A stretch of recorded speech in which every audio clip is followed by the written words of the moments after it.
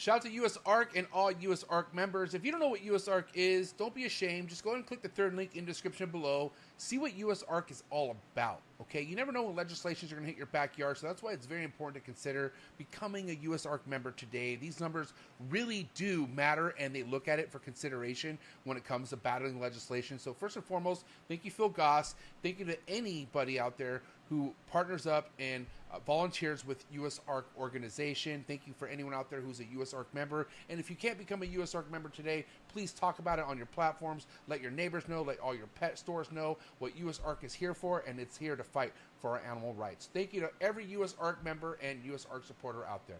Choo! T-minus 30 seconds.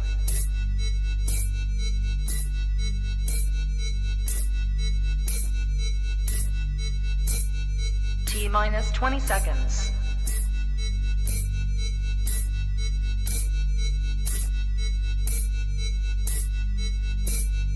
10, 9, 8, 7, 6, 5, 4, 3, 2, 1, 0.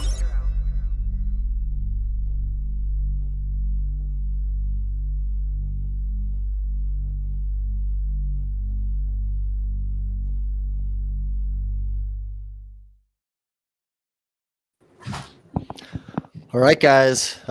Rodent episode. Got a full cast here tonight. Got Marc Bailey, we got Emilio, we got Krista. Looking forward to this. We're going to talk about some urban legends in the hobby when it comes to rodents. We're going to talk about some processing of rodents leaving China and getting to the United States. And we're going to talk about just rodents bred in the United States, what we got to worry about or not worry about. So Super Show, I don't know if we're still talking about that, but I will be seeing everybody in January this year, I hope. Or wait, July. It's July.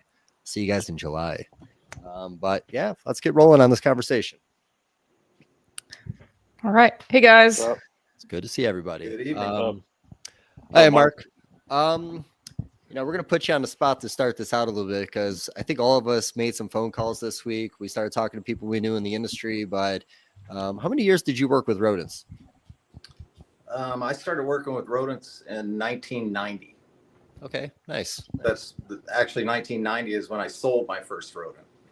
Okay, and I imagine using the old medical tubs back then, just kind of had a little shop. Actually, I started out in aquariums. Oh, interesting. And Did they eat all that glue out of the corner? I don't remember.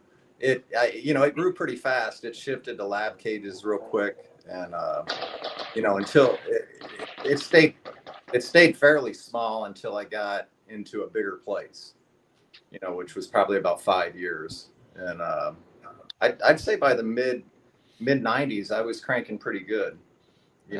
Probably had a couple of employees by then. At what point did the concept come up to actually do like the cement mixing tubs or the kitty litter bins for rack systems? Well, when I first started, there was no demand for rats initially.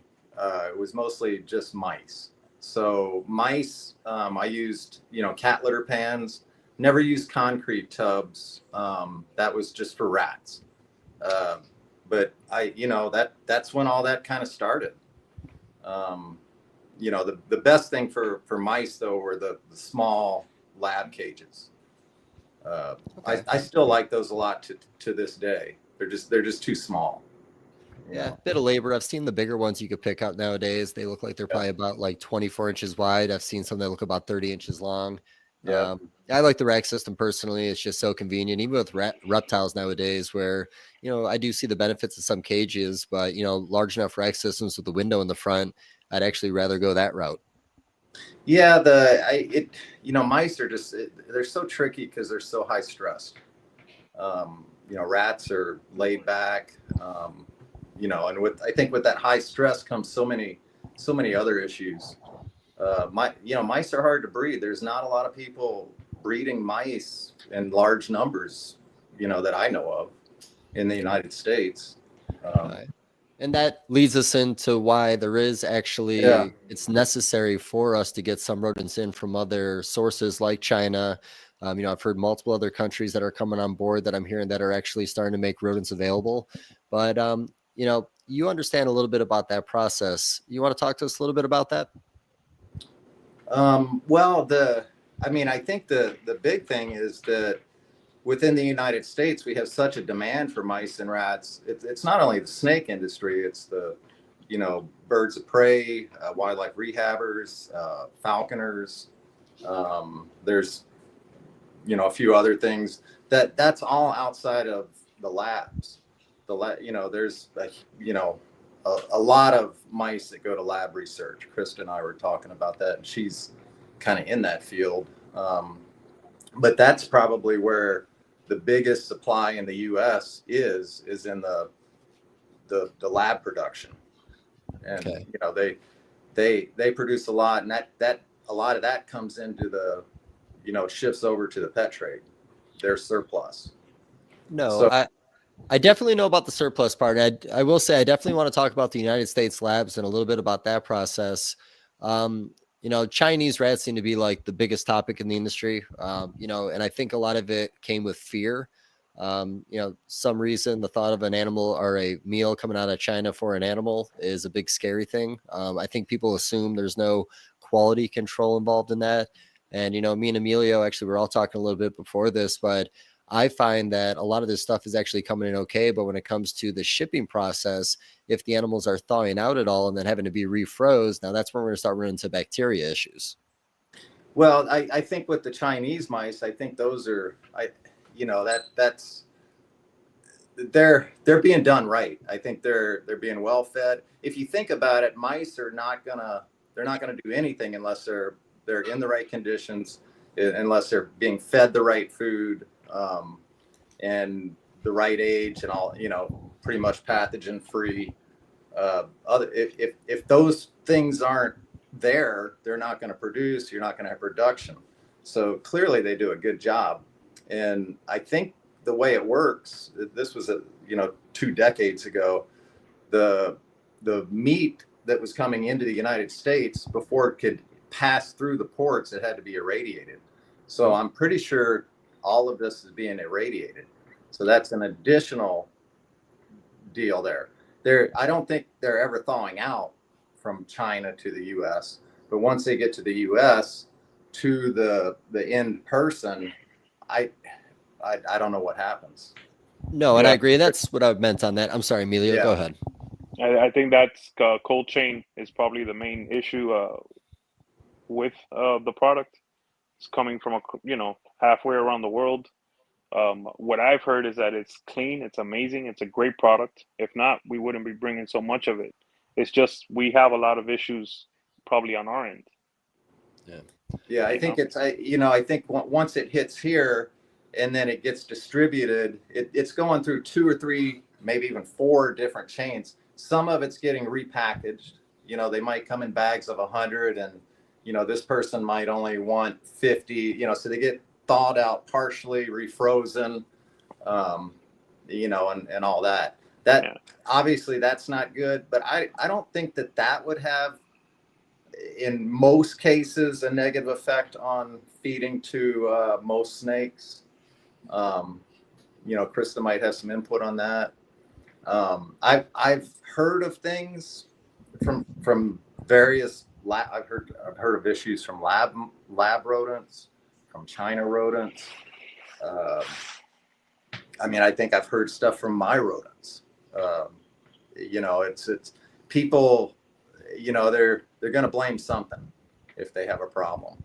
Yeah. Well, let me say this. What I can tell you is, if there is any temperature abuse, what I can tell you from my retail background is that really has to be controlled the most possible, because what happens is that the product loses life, right?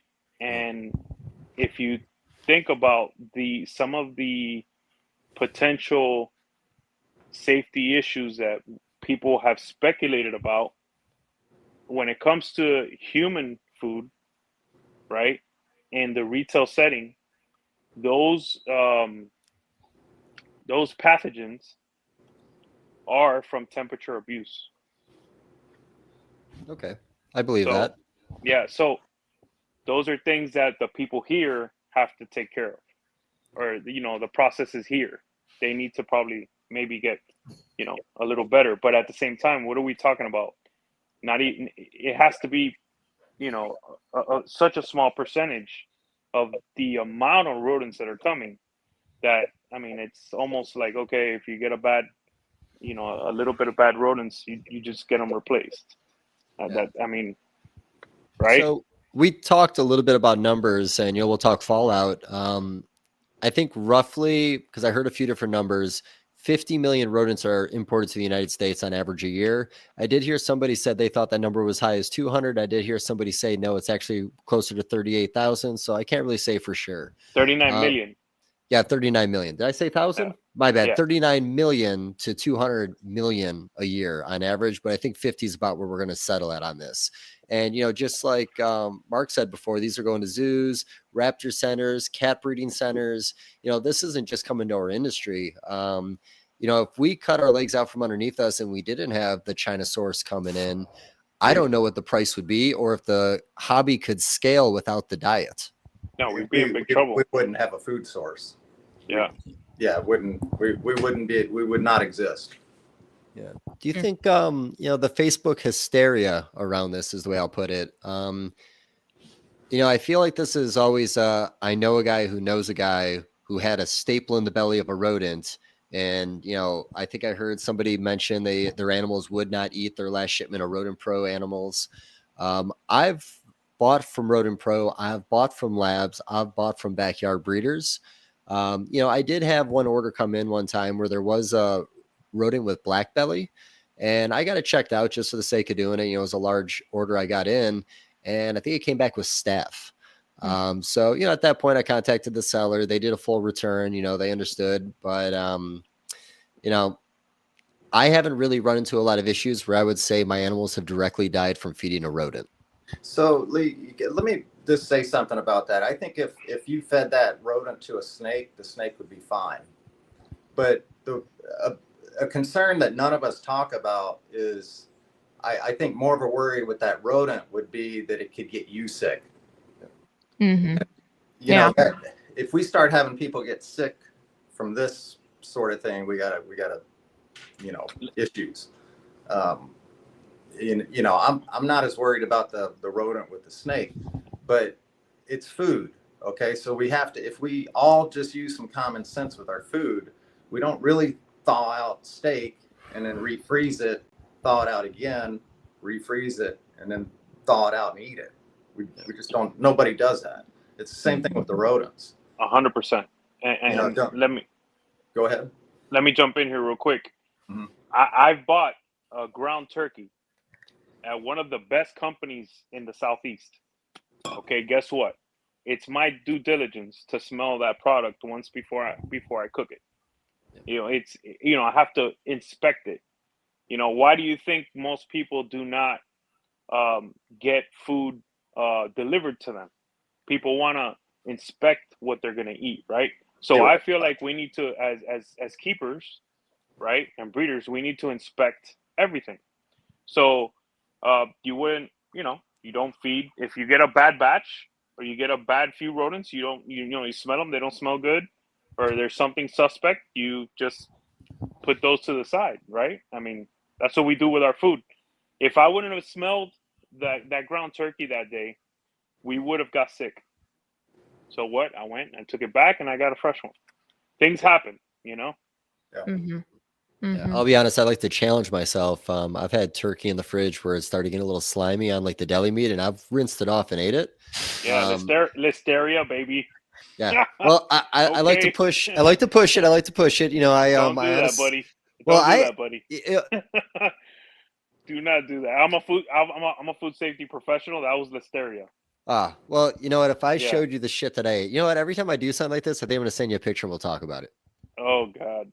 Yeah, I'm sorry. Just judge me the whole time. Maybe I'll learn my lesson, but I don't think I'm going to learn my lesson. I was actually before I started doing this in the 80s. I was in the restaurant business and did a lot of classes on food safety and that sort of stuff. So I'm familiar with that. Crazy stuff. Yep. Yeah, just for the record, let me cook for you guys. I'm a great cook, but when it comes to things that I we're good. Disqualified, brother. Soft crowd, guys. Soft crowd. I'll let you sniff my meat before we get started. How about that, bud? Nah, Yeah, that's also a no. So I I don't spend a lot of time online, and I'm curious as to I assume that this has been a big flare up online, that people are talking about China rodents, and what's the issue? Well, the thing is like I said, it's a little bit of a hysteria thing. I think it started with one breeder posting a picture. I think another person made a post too, showing like a bunch of neatly uniformed frozen rodents in a bin, and then the comments exploded on it. I've seen some comments where I've seen people defending them, people who actually understand the background of it. And then I've also seen all these stories, people saying they opened up a bag from a company and they smelled formaldehyde inside it. Now, I can't say that's true or false because it's not my story, but in these comments, and we're going to go through some of the comments as we're talking today and just kind of discuss it. But, again, mass hysteria because they just assume the product they're getting because it came from China is bad. Can it also be a little geopolitical? You can elaborate. Meaning, we're in competition with, this other power. I don't know. Maybe it could be a little hate on the side of, let's get made in America. Well, they're going to they've got a tariff coming tomorrow. So yeah. So, I think all that's included in this. They can't do it better than us and whatnot. Blame them. Guess what? Americans want cheap rodents. You know what? I think that's a great segue part. Krista, if you want to get that video going, we found something online with Brian Barczyk actually taking a 1-minute tour of a mouse facility in China when he was out there for a show. Somebody turned me onto it, but I thought it was pretty neat. And I think it starts right around like the 3-minute mark, I want to say. But it shows the process of what they have to go through, the garments they have to wear. Like you realize that, this isn't like a willy-nilly thing over there.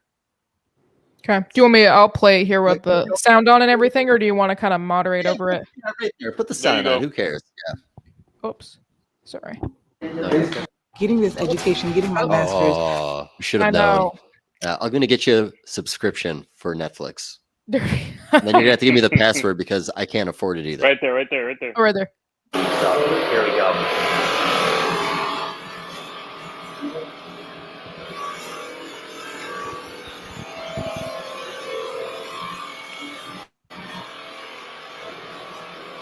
Lots of air movement. Again, a tremendous amount of precaution not to spread any disease in these places. Very impressive. Water bottles. So each one of these tubs actually has mice in it, which is pretty interesting. Looks like there's maybe 3 or 4. Yep, two females and 1 male per tub. And I gotta be honest with you, I've been in a lot of rodent places. This place smells perfect. I mean, there's no odor, unbelievably clean. It's really, really impressive. It's really quite impressive. And then these tubs are a little bit bigger tubs. Looks like some communal rodents. And again, just unbelievably clean. Here's some babies here. Some little baby mice. Yeah. I was going to say, it didn't look like there was any babies. Yeah. All right. So now that we're done with the rodent part.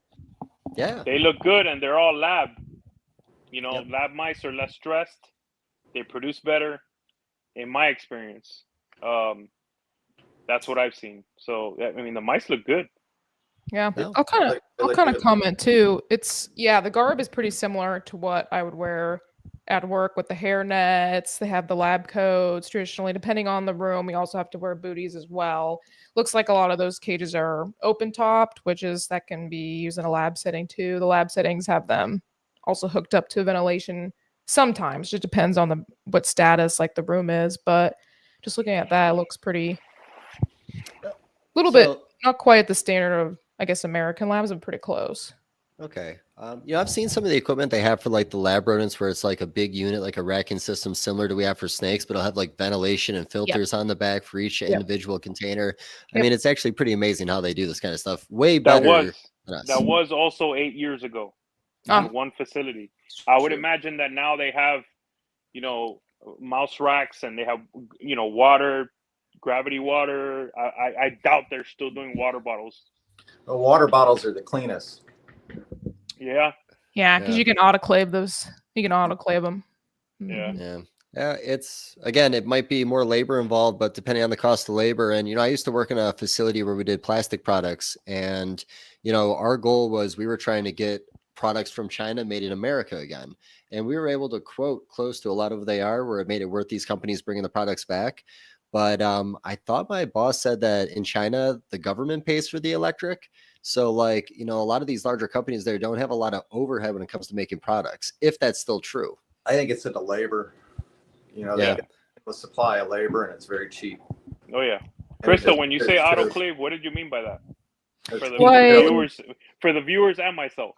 Yeah, basically the water bottles and also the cages here, they'll be put in this huge autoclave system where it's pressurized steam at, I forget the temperature, but it's like 150 degrees for so many minutes.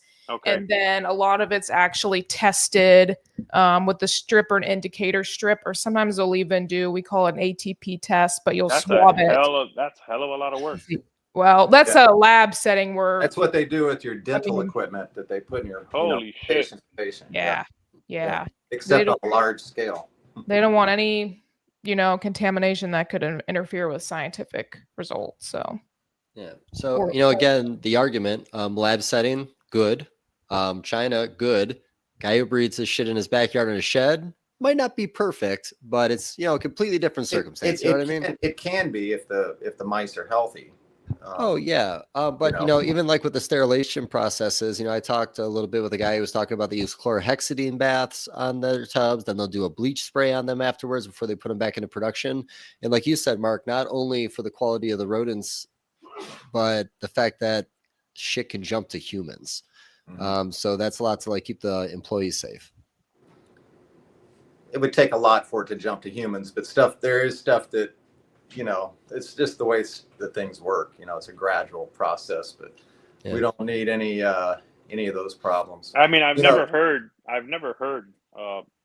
correct me if I'm wrong, okay? In all the years we've done this, I've never heard of someone getting sick from their rodents or something transferred to humans. It's rare, but there's one virus. They had a rat bite fever. There was also with wild mice. There's been numerous. Hantavirus is one, mostly in the southeast, I think, of the country. Southwest. Southwest. West. When we were looking up stories ahead of time, I remember they had that recall on frozen rodents, and I confused Petco with PetSmart. So when I was looking under Petco, I did find a deal. I want to say it was in 2015, where it was either salmonella or what was that? Rat bite fever? I think that was salmonella. Okay. And I saw there was a lawsuit. Unfortunately, the family didn't win. Was that in Wisconsin? I don't know if the origin story was in Wisconsin. I kind of scanned it and I plan on getting back to it and I didn't. But as we're talking, I'll pull the story up when you guys are chatting and I'll read some of the details and we'll get into it in a little bit. I believe there was a girl in Wisconsin that got rat bite fever. So this was a boy. It was a young male. I don't know. He was early teens, I want to say, or younger. But I think it was. That's also a live rodent. That was a live rodent, but that's just kind of talking about the fact that things can jump from rodents to humans. Again, like we talked about salmonella. I'm not ashamed to say it. Also, was it, her feeding her snake, or was it just a random occurrence? Well, the PetSmart story was actually a boy who bought a pet from PetSmart. Oh, he bought that pet. Yeah, and he got, it might have been a bite, it might have been salmonella, but he ended up dying from that. And Mark, your story, was that from someone with a pet rat? I think it was a pet shop. Okay. Somebody a pet shop worker. Oh, okay. Rami's in the chat. Yeah, welcome. I think I remember that in San Diego. Now that Rami mentions that, yeah, that was a pretty big deal. I think that person died, right? Yeah, that kid did die from that. Yeah, that's the kind of thing that makes the news. Yeah, and I'm gonna have to freshen up because I'll look for the Petco story, but that was, I think, 2021. There was the recall on all their frozen rodents, and that was a salmonella issue. But I got to dive into that. That's another story I should have read this week, but I'll do it as we're talking today. But no, shit can happen. I mean, So when I got that Chad piece done on my chest, I worked with the rodent colony one day without a shirt on. I got ringworm. I think I had some open wounds, and I guess I'm disgusting. It was an older colony at the old place, but yeah, unfortunately. Wow. Yeah, I've heard of that spreading through rodents. I've heard of other people getting that from rodents. Yeah. Unfortunately, it's not that I'm disgusting. It's just I already kind of made it clear when I ate those old meat. I do stuff that I probably shouldn't. You don't really care. No, I guess I don't care. I'm just living hard and hoping for the best. But well, Krista, so do you know anything about the process of labs selling or donating rodents to companies when they have extras, like overflow? So I know that we do some to like a raptor rehab here on campus. Those are usually rodents that we have somebody who meets us and we give it to, but not much after the process. At least here it's pretty closed off, I would say, just because it does become hard to manage if the rodents have been injected with anything. So that takes a little bit of difficulty going through. But I know with the raptor, we are associated with them. So we kind of know which rodents they're allowed to have and which ones not. Okay, so you were making a comment about rodents being injected with something. Now, do the labs let those go out, or is that kind of stuff typically incinerated? That stuff's typically incinerated. Yeah. Right. Yep. But is there a chance one? I have seen rats come out of labs that had the pituitary gland removed, and so they were cut open and then sewed back shut. Interesting. Just like a little quarter-inch, half-inch cut. Okay. I've also heard of people taking the labs, either selling at a really low cost or donating to rat facilities and rodent facilities. I've heard that. Okay. I did get orders in the past one time. They removed, I think, the frontal lobe of the brain. And essentially they scalped the rat to do that. So they came in scalped. Yeah. Nothing was injected in the rat. They showed me the whole process, but yeah, they just removed the front of the brain when the rat got to a certain size.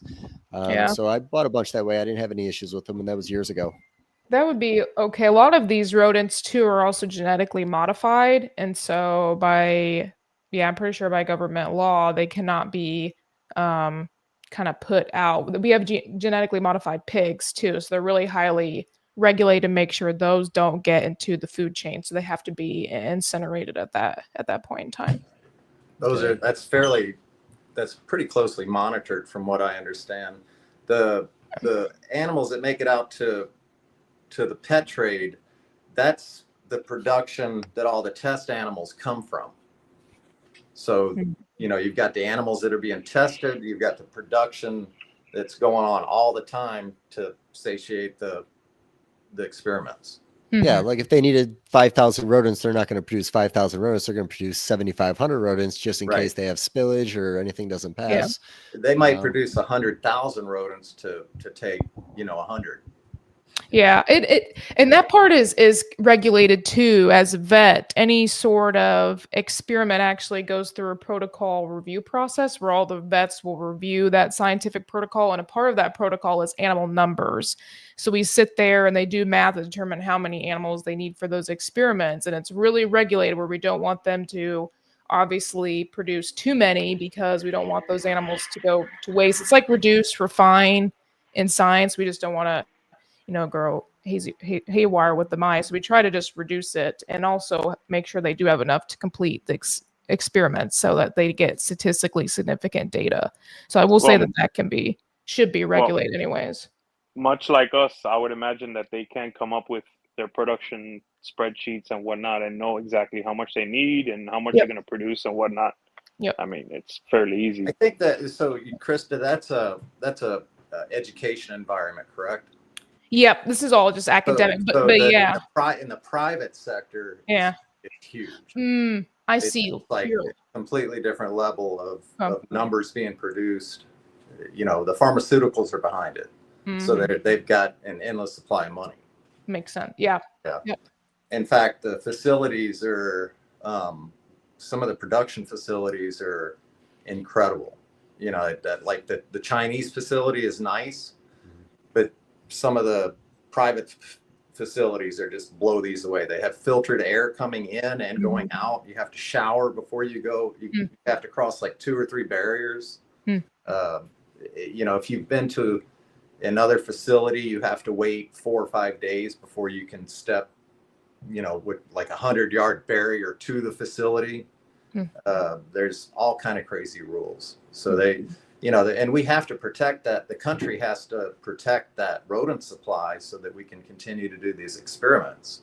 If, something happens to our rodent supply, nothing beats a mouse or a rat for research. Correct. Yeah. So, again, going back to the beginning, just, it's not necessarily what these places are doing to the rodents before we get them. It's what we're doing to them before we sell them to our customers, where sometimes there could be mistakes made. Yeah. So I have a question for you guys. Mm-hmm. Out of that 39 million rodents that are coming from China, all right, I would say that's mainly zoos, much like, those places buying them, the pet industry. When it comes to the ball python industry, except for the really, really big guys, like Joe Schmo is probably mostly feeding live, right? And producing his own. Maybe, honestly, I would think so. Well, Yeah. I think not as many small breeders as you think actually have a rodent supply like that where they can breed them themselves. It took me a long time before I was able to breed even a few mice, and I did that in an apartment where I shouldn't have been doing it in the first place. A lot of people that come to the shows on the weekend are buying rodents from the shows. A lot of breeders are buying frozen thawed. I used frozen thawed for a long time, even when I was doing ball pythons, just some refused to eat sometimes.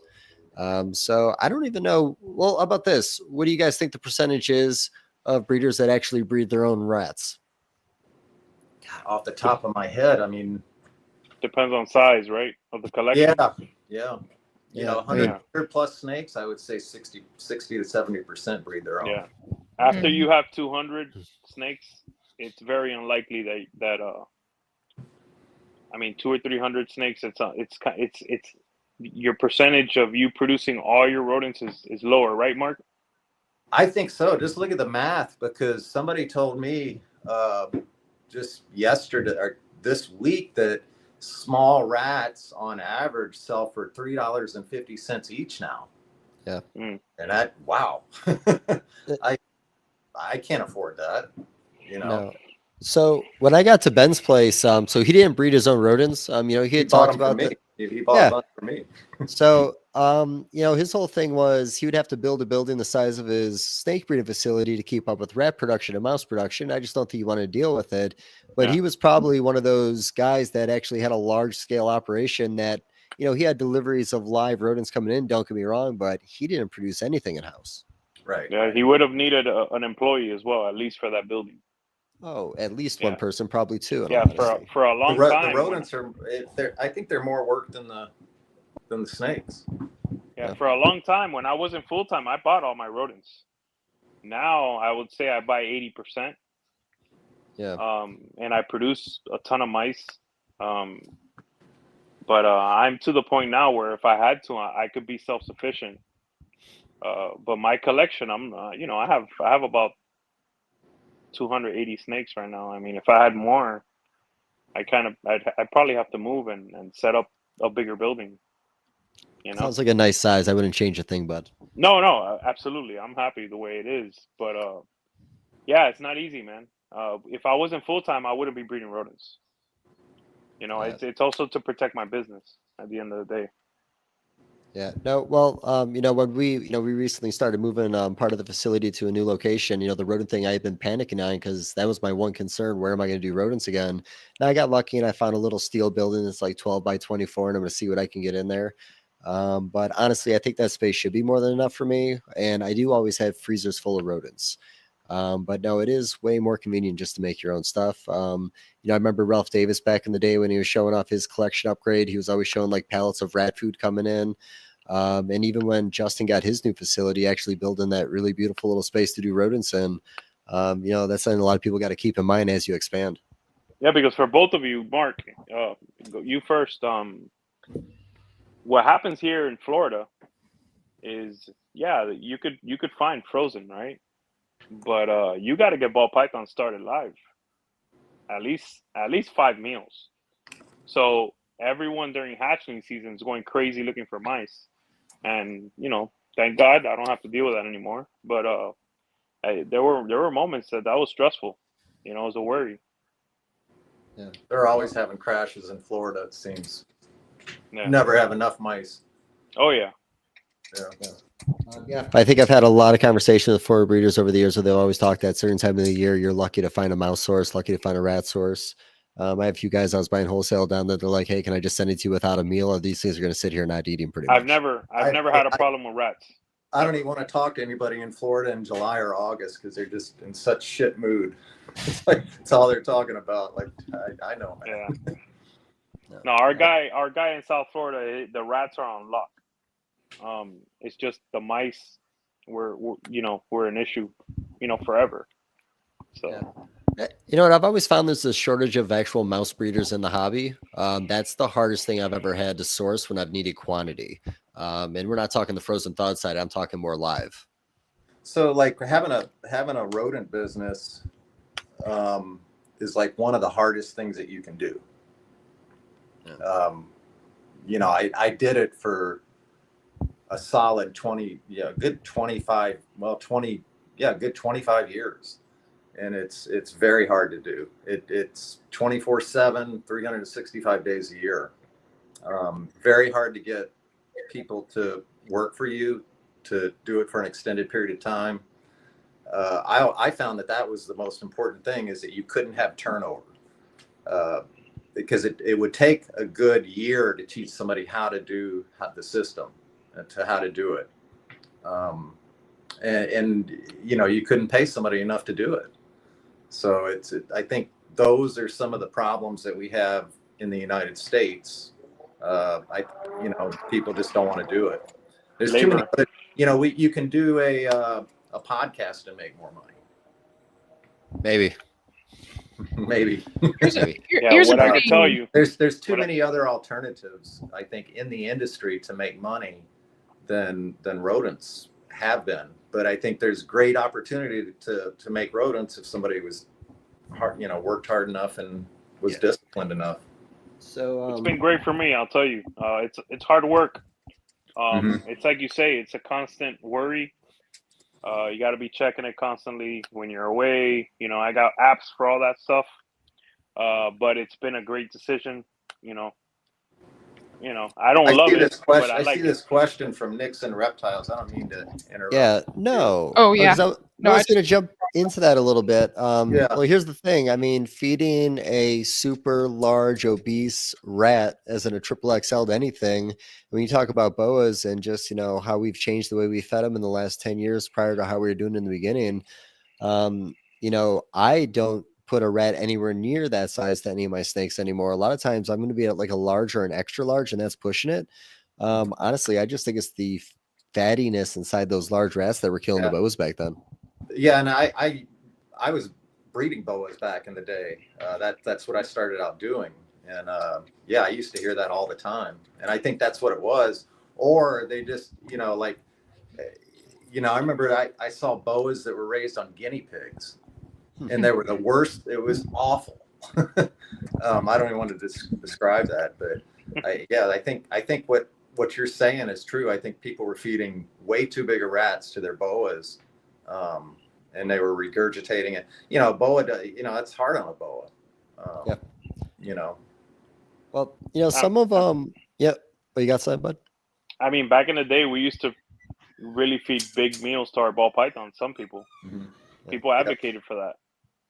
I know. I in the summer I would feed, when I had monster females, I would feed big meals to those in the summer, and they would just absorb them just like that. But that's just in the heat of summer.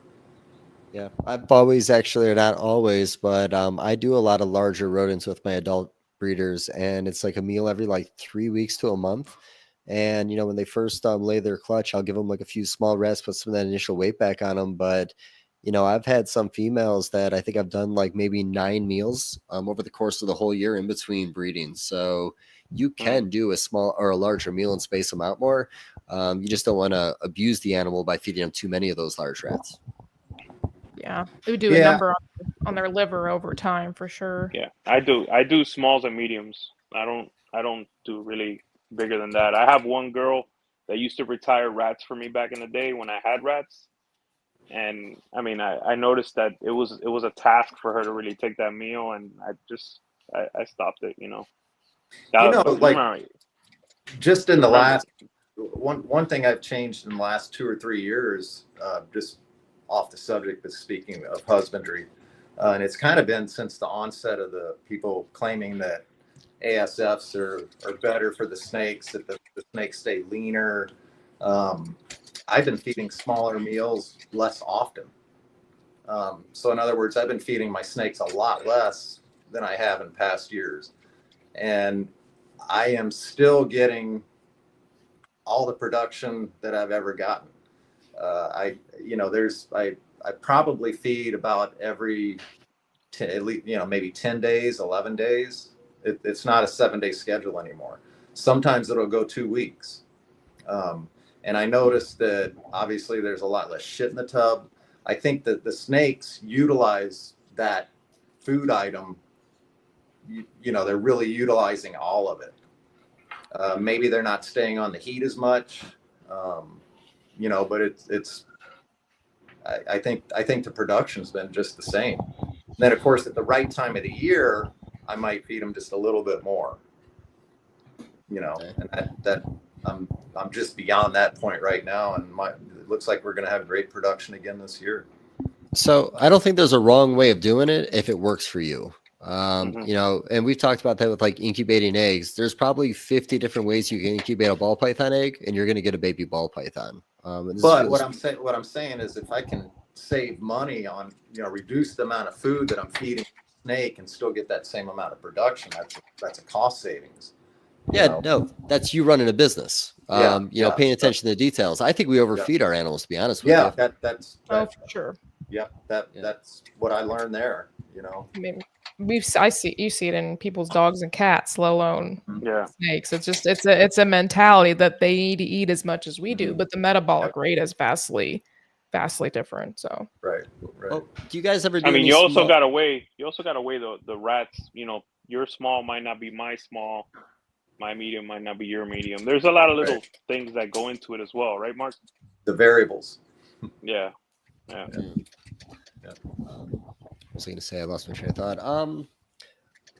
You guys, what the heck were we just saying? I think the weekly schedule is kind of nice because it, helps people remember, and that might be one to do it. And, the reality is, I'm sure the rodent guys encourage us to feed as much as possible. When you go to the freezer at the show, they're like, yeah, give them one of these once a week. So I think we all start that way, but over a while, like you said, if you pay attention to the animals, they're going to need far less than you've been putting in them. I'm a lot smaller now than I used to be, Dave, so it's easier to do that, but yeah, it used to be a weekly schedule, everything's got to be 7 days. So, but being smaller, I can cheat, play a little bit, try different stuff. What were we going to talk about on China? So Krista, on the medical side of things, or like the lab study stuff, do you have any red flags you've seen on that end of things where we were talking about the changing of the genome in the animals for different cancer studies? Is there anything like that could affect another animal that consumed that in any way, or not really? I don't think so. Not on a genome level. A lot of people have brought the tumors in, may or may not be good. A lot of the tumors in your rats are lipomas, or they're fatty. When people hear the word tumor, they automatically think cancerous or it becomes metastatic, which isn't always the case. It's really just a cell that's dysregulated, that over produces too many cells. It doesn't mean it's going everywhere and causing issues. So I think there's still some debate on that aspect because, most of your rat tumors are lipomas or fatty tumors. And theoretically, when given, that may not be good if you're doing it consistently because it's more fat, but it's not like the snake is really going to get cancer from that or a genome issue. It's more of the, I think, bacteria overload, if going back to the thawing and thawing of overgrowth of salmonella or Clostridium perfringens, that could be, I can see harmful. Yeah. Okay. And, we've all heard stories, but, you guys have any stories of anybody in the industry that have run into any issues where they feel like their animals died because of the rodents they were feeding? You don't have to give the name, but at least talk about what kind of animal. The stories I've heard were not Chinese, and were not frozen. They were just people that bought rodents from another company, right? Locally for the first time, and the animals got thrown up, and the snakes died. That could have been that they maybe treated those rodents with some type of toxin for lice or some shit. I mean, Mark, what do you think about that? Could be anything, I mean, it's just so hard to say, Yeah, I've heard that. I've heard where people dust their rodents and then they have to spray them with the hose or whatnot, or clean them or wash them or bathe them. Mm-hmm. And these people might not have done that.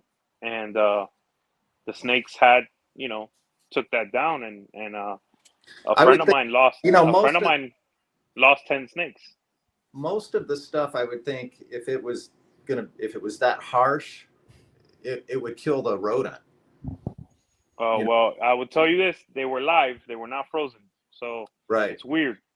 Yeah, I feel like a lot of that is really hard to determine for sure. Like, you need to do an autopsy or a necropsy, essentially, is what we call to actually determine it. So a lot of it, this is just me being a skeptic. And sure, we can think and say, but to prove it, really no way. And I've heard, of all the times that I've heard of stuff happening to a reptile because of the rodent that they fed to it, I've never heard anybody come back and say, yeah, I took it and had the snake checked out or whatever, and it was definitive that it was the food item that killed it. And I've just never seen it. I've heard of I took the rodents in and tested them. They had salmonella. That's probably not going to kill your snake. It's until I see that, that something with the snake, I kind of, I mean, it could be a number of things. So like the chondro community, I know I've heard stories of animals passing, and some people have traced it back to what they believe the mice they were putting in it. You think just certain species, of course, are going to be a little more sensitive to, I got to say with that, I thought like a very interesting conversation was the Ron St. Pierre episode. It's what's in the gut of that animal. Yeah. That made so much sense to me. In fact, they're quite often, because we feed a lot of grain to our rodents, and corn, and that's what the rodent food is. A lot of times I'll let my rats sit, or the mice sit for, half hour, just to hopefully digest off that what's in the gut. So less of it goes into the snake, I don't know. I don't know. That, like you said, that was probably one of the more unique things I'd heard in a long time. Like, I like people that kind of look into the region where these animals from and start actually doing the homework. There's certain people that are just better breeders than other people. They pay attention to those little, well, not a little thing, a big thing. So someone correct me if I'm wrong, but I heard that Ron said that I think I heard this, that the animals ended up regurgitating again. Really? So it might not have been. But what he was talking about made it made sense. Yeah. Because Krista and I were talking before before the show started. There's a lot of mice being raised in the labs now that are obese, for testing, for lab testing, or pharmaceutical testing. And I've seen, this was probably a decade, maybe 15 years ago, I saw a bunch of mice come out of the lab that were like that. And people were feeding those to their snakes. I fed some to mine to see what would happen. And it was like when that fat hit the gut of that snake, the gut had never seen anything like that. It didn't know what to do. They didn't, maybe one or two of them regurgitated, but they had like the waxiest, smelliest stools. They just could not process that. They were not they did not evolve to process that. You know, prey items in the wild are not obese. So yeah, I think what's in that gut could make a difference to the animal that you're feeding. Yeah, that episode was fascinating. I loved it. Yeah. Would you say, Mark, that a lot of our ex-breeder mice are obese? But that's a different type of obese, I think. Okay. If that makes any sense.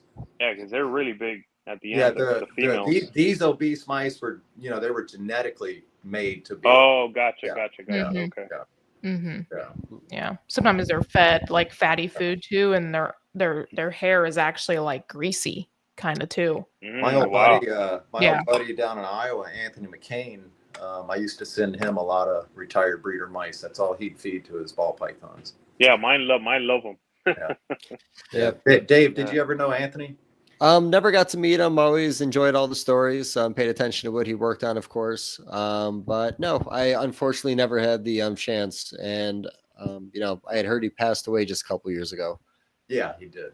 Or maybe it was less than that. But no, unfortunately, you know, in the beginning when I was in the hobby, I was too afraid to make those phone calls and have opportunities to even talk to those guys. You know, even me and you just, you know, I think it was a hotel room one time when Forrest was there and he took me up to meet you. So, like I said, I always you were showing off your tramp stamp. Oh yeah, I did that. That was my icebreaker. You know, we're 3 guys in a hotel room. What else am I gonna do? Okay. Yeah, I'm not kidding. No comment. Emilio, I'm not kidding. Oh Lord. Yeah. Oh, you guys missed that era. You play hockey. Go play hockey in a thong. Oh, well, that wasn't a thong. That was a jock strap, buddy. That was me playing it safe. That was safety first. Scariest part was the ice, man. It was cracking a little bit underneath us. That's why Mike was being so careful about getting the puck when it went a little out. Yeah, there was a little cracking, a little bit of noise. We made it, but no, yeah. So you know, on the large mice too, or we'll say the jumbo mice. You know, I had a few conversations this past week where breeders talked about gram for gram, it would actually be cheaper to buy jumbo mice and feed them to your snakes 2 or 3 at a time than it would be to buy small rats in the industry. But that was also them saying if they were buying from China, and it seems like you don't have to be the big guy who's buying a container full. It sounds like you can get smaller orders in this for your collection if you chose to. Yeah, I think I saw, well, it might have been a couple years ago where China was literally running ads to ship to the United States. Yeah. You know, meaning that anybody could buy from them. So they emailed me. I'll tell you that. Yeah, I'm not sure. I think I got an email from them. I'm not sure, you know, who all's doing that, but Mr. Chu emailed me. Yeah, it used to be just 1 or 2 people were bringing in all the China mice. Yeah. And then I think they were doing. I don't know if they were doing rats or not, but and those people were distributing them across. I was told a container holds 80,000 rodents. 800,000 rodents. I was say 80's not that many. Yeah, 800 to 1 million per container. Holy shit! Yeah, I have no idea. I have no idea. Yeah, depending on the sizes you pick. I think there must be smaller containers then because I heard 80,000. Yeah. Okay. Yeah. They might have forgot to put a 0 on there when they told you. Well, no, the guy that bought these rodents, there's no way he bought 800,000. No, that's fair. Unless he bought 800,000 pinkies. I mean, what would you know if we lost the China mice? I mean that would hurt things. That'd be I don't know where people would get their. We'd have to set up, and we'd have to set up quickly, and it would cost 3 or 4 times what these people are paying. And then who's going to afford to feed their snakes? Yeah, I mean, no, it would be it would be crippling. Yeah, it would hurt everything. I don't know anybody that on a whim, just because there was a little bit of money to be made, could even put up a big enough operation, or there would be enough people willing to put those operations up. It's just it wouldn't happen. I mean, first of all, people don't know how to do it. And it's like I said, it's just too much work, a lot of money up front. It's a long time to get. So like you can't just buy 100,000 live mice and set them up to breed.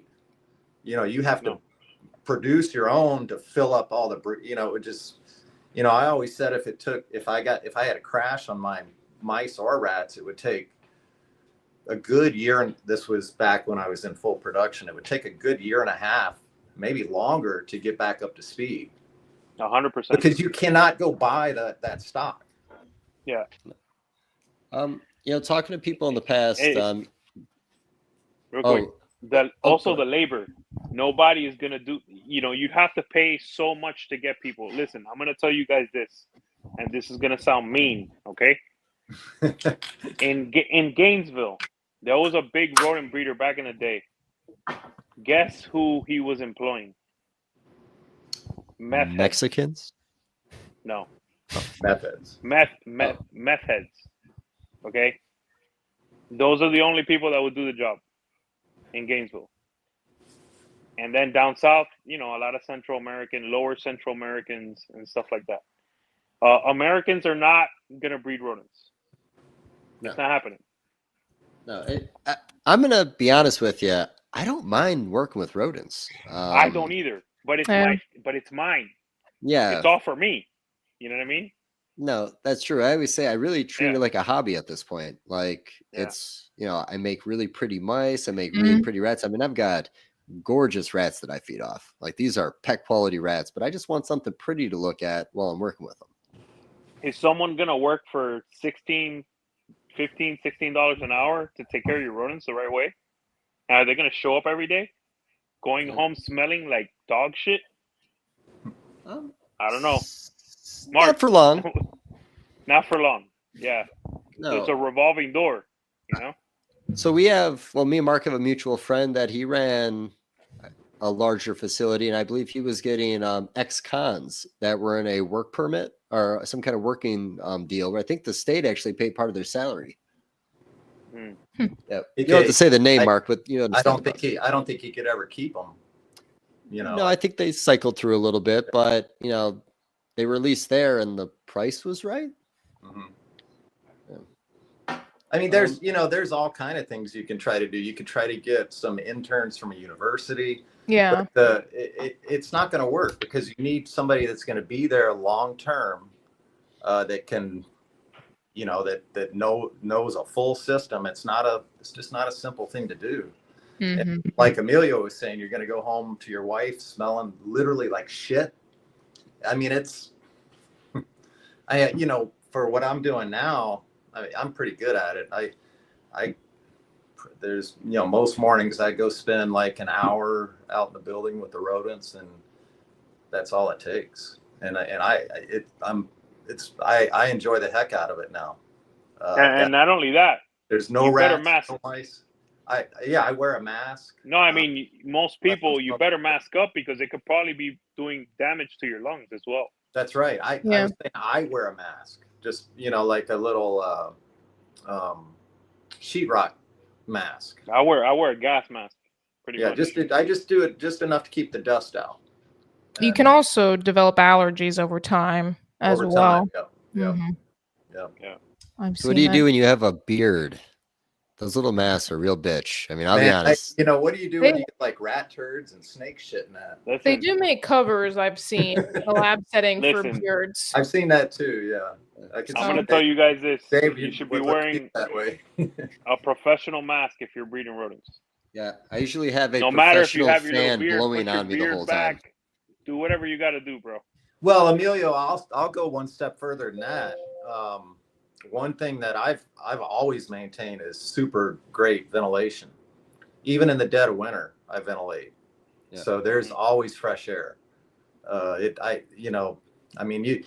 walk in the door out there, you wouldn't know there's rodents in there. Most days, Yeah. I want to bring up Will's comment because I think it's interesting that we make rodents as hard work, but compared to your other production animals, chickens, I've also worked a little bit on a swine farm myself, and it's all production based, and pigs are disgusting. You pigs run are into 100 times worse. Yep. And it looks like the way that we breed chickens, they're in this little cage and their lights are on 23 hours a day, and it is freaking crazy. Yeah. You also got to remember, up in Canada, they're working with those little sissy African soft furs, so not the same. Yeah, I think it brings up, I have some African the suffers, bro. the rodents are very similar to the chickens, though. It's a lot of similarities there. Yeah. a lot of dander. Yeah, for sure. Yeah, well, you don't live forever, guys. Enjoy it a little bit. Oh, Or buy me a mask. Send me a link to a mask. How about that? If the chickens flap their wings, they're gonna get that dust going a little bit more, maybe. But that's about it. But you're right, Mark. It's working well out, bro. We're farmers at the end of the day, and most people aren't built for this. I got that's why the audited Chinese are. That's why the Chinese are making money. So years ago, I was audited by the state for taxes, and I bought some rodent equipment out of state, and he, I don't know, like $10,000 worth of rodent equipment from out of state, and I was writing that off, and he wanted me to pay tax on that, and I'm like, well, wait a minute, and he didn't have an ordinance for that. And I went through and found in the poultry ordinances or tax laws that if there was a piece of equipment that was bought for poultry that had automatic food and automatic water, it was exempt from all taxes. So I presented that to the guy and didn't have to pay taxes on it. So, that helped me out that way. So that there's similarities between rodents and chickens for sure. For sure. And we're about at an hour mark. Is it okay if I play the commercials? Is this? I think it's a great time. I think it's a 3-minute break time. Yeah. Let's go. I'll play that. Let's go. Sorry for the interruption, folks, but a quick word from our sponsors. Longevity is one of the biggest things I strive for when it comes to thinking about being a part of the reptile industry. That's why I'm very proud about today's sponsor, Marc Bailey over at Marc Bailey Reptiles. 40 plus years, full-time reptile keeper, enthusiast. This guy, you can catch all his amazing ball python projects on Morph Market. So make sure you head over to Morph Market, and that's Marc Bailey Reptiles on Morph Market. See what he has available currently. And I gotta tell you one thing, he's one of the biggest and most respected ball python breeders we have today in the ball python game. So shout out to Marc Bailey over at Marc Bailey Reptiles. Thank you for all the support. And again, make sure you head over to his account on Morph Market, see what he has available. Thank you so much, Marc Bailey over at Marc Bailey Reptiles. If you're in the ball python game, then you know one of the biggest buzzes going around the hobby as far as reptile shows go is the new Southeast Reptile Expo being thrown by Bob Vu and his crew. Thank you so much, Bob, for being a part of this year's sponsor on the Trap Talk Reptile Network. Very excited to collaborate with you. I'm excited to actually be heading over to Southeast Reptile Expo in February, and that's February 15th and 16th. You can catch me there. Now head over to Southeast Reptile Expo on Instagram and check out Atlanta's #1 reptile show, the newest up-and-coming, most exciting show around in the reptile hobby, and who else better to throw it than Bob Vu. Sorry for the interruption, folks, but a quick word from our sponsors. Green tree pythons, emerald tree boas, and plenty other arboreal snakes have been quite the popularity here at the Trap Talk Reptile Network, which brings me to today's sponsor, the Reptile Perch. Head over to thereptileperch.com and Reptile Perch on Instagram. See what type of design PVC perch is best for your arboreal reptile. But first and foremost, I would also check out David Brom's Green Tree Python availability on the website. And you can also check out his Instagram just to stay current on any projects or any productions that he posts. Thank you so much, David Brahms, for your ongoing support. Looking forward to seeing what you have to show in the 2025 season. Shout out to today's sponsor, and that is the Cocoa Dude, #1 chipper substrate in the game. Everything you see behind me, all my emerald tree boas, my green tree pythons are all over that beautiful cocoa chip over at cocoadew.com. Go to cocoadew.com, place your order. I prefer the Cocoa to Go. It's already broken down, less dust, the chunks are perfect. But yes, I like the Cocoa to Go. No matter what your total is in your cart, if you put in TRAPFAM25 in the promo code, you are now going to get 25% off your entire order. Thank you so much, the Cocoa Dude, for doing that for all my trappers. Again, #1 substrate in the game. Less duck sheds, less dust. It's the best place to be, and that's the Cocoa Dude. Again, cocoadew.com. Put in promo code TRAPFAM25 and get yourself 25% off the entire order. Thank you so much, Cocoa Dude. Cheers. Righty. Okay. So before we get rolling on this next hour, I think we got about 50 people in the live. We encourage the questions, the comments, send some stuff in. We'll do some group talk on it, give some opinions. So don't be afraid to chime in if you got something to say. But yeah, so, one thing I was going to say is, I was talking rodents back in the day, and, you always hear about people talking about adding new blood to their colonies. And my buddy said that the rodents in the United States are so closely related, there's actually more risk of introducing a virus to your collection than there is actual new blood. Anybody wants to comment on that? I continuously reproduce my own. My mice have been. There's nothing been introduced into my mice in probably 60 years. Wow. How long? 60 years. Holy shit. Yeah. I think it's way more risky to bring something new in and introduce a bunch of them I've heard of colonies crashing because of it. Yeah. Yeah. I mean, just like that. In fact, when I first started raising mice, this was in 1990. I went from pet shop to pet shop and bought, a few of these mice, a few of those mice. And, I think a month or two into it, I went to this other pet shop and, they had these cool silky mice or something. And I bought those. And literally the next day, like half of the colony was dead and the other half were like showing pneumonia type symptoms. That literally overnight. That's how quick that can happen. Mm-hmm. And that was my first experience with a problem. And I got to the bottom of it. It took a long time. It took a lot of effort. I spent a lot of time going through the University of Minnesota, and it was mycoplasmosis, which can only be determined with electron microscopy. And then from what I understand, on top of that, you have to really know what you're looking for. So, just to ID some of these pathogens, it's very, very difficult. If not impossible. The epidemiology is very tricky. But no, I don't think there's any reason to have to introduce, if you've got solid mice or rats, I don't think there's a reason you have to introduce anything. Just try not to breed siblings together. And much like even the snakes, right? When you have animals that are used to, we're creatures of habit, right? They're not stressed out. You don't want to bring something else from outside. It's going to stress out. It's going to actually multiply whatever they have, right? With them, coming with them, and they're just going to spread it. Everything is better to just produce in house, right, guys? Yeah, I totally agree with that. Yeah, it's way more risky to bring stuff in. The most common things I've seen are your respiratory infections when you reintroduce new animals. So I've got the only, I don't know of anybody else anywhere that has a completely closed collection now. I haven't brought a snake in probably 5 years.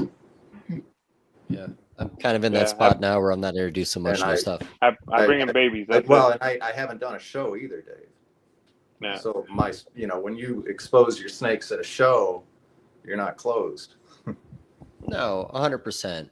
No, I definitely for sure on that. Now, my snakes that I take to the show, I go to a different building though. But the thing is, they're actually in the house with me where I keep a closer eye on them. Mostly baby stock. Yeah, if I do take adults, the truth is they do go back out, but they have their own quarantine racks. But you're right, things do happen, unfortunately, when you go to shows. You always tell you shit's going to happen, but how do you handle it after it happens? No one's perfect. It's part of doing business. It's the reality of it. Yeah, but I'm in a position where it's difficult for me to do shows now, and I'm fortunate that I don't have to. So, yeah, I would like to focus more online and completely avoid doing shows, except for just enjoying myself, like Daytona, Tinley, so on and so forth. There's a benefit to doing shows. Don't get me wrong. I've done very well at shows over the years, but like you said, you do put things at risk. I usually have a no holding policy when I go to the shows, but that only goes so far as in keeping your animals safe. You know what was the difficult part for me doing shows was the prep work.